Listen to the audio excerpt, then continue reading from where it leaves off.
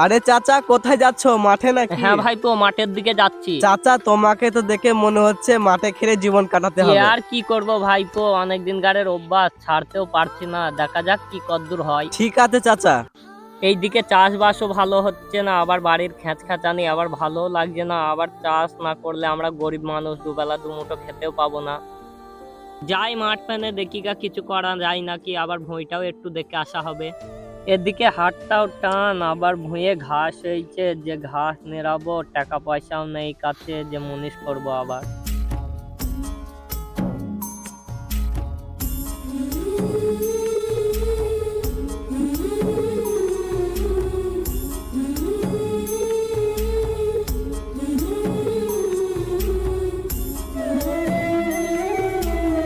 আবার সেই ঘাস, এত চেষ্টা করছি তবু ঘাস যাইছে না। আবার ফসলের এই হাল, কি করি? ভাবলাম শশা করিয়ে লাভবান হব, আবার শশা তো যা লস খালাম। আবার মটরের এই হাল, কি যে করি কিছুই আমার মাথায় আসছে না। ওগো আল্লাহ, আমাদের মতন গরিব চাষিদের কি কোনোদিনও মুখে হাসি ফুটবে না? আল্লাহ, আমরা চাষিরা কত কষ্ট করি চাষ করি, ব্যর্থ ছাড়া কিছুই পাইনি। দেখা যাক তুমি কতটাই আর আমাদের পরীক্ষা নিতে পারো।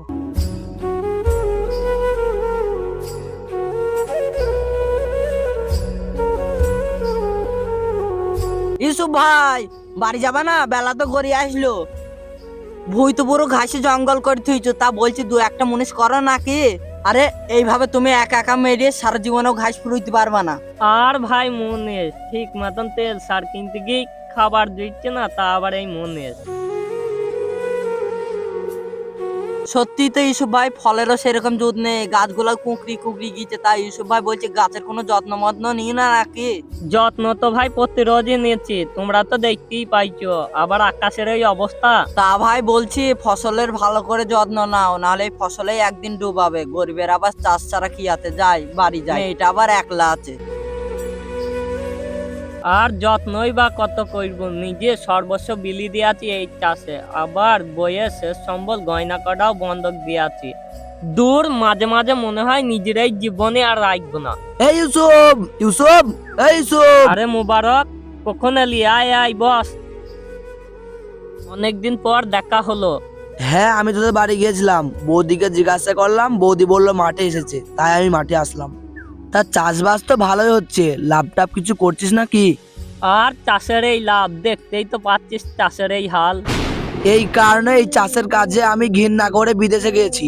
দেখ, বিদেশে গিয়ে 50,000 টাকা মাসে ইনকাম করছি, কত ভালো আছি। এই চাষ কেউ করে?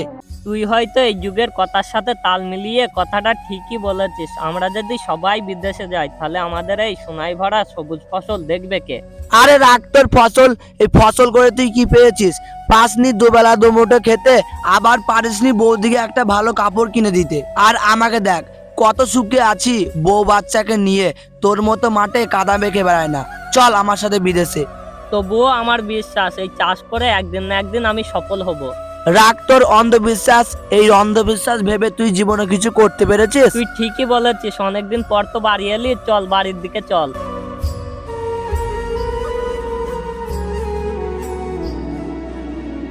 হ্যাঁ বন্ধুরা, এই ইসুবের মতো অন্ধবিশ্বাস নিয়ে চাষিরা আর কতদিন চাষ করে নিজের জীবনযাপন দুঃখ ঘোচাবে?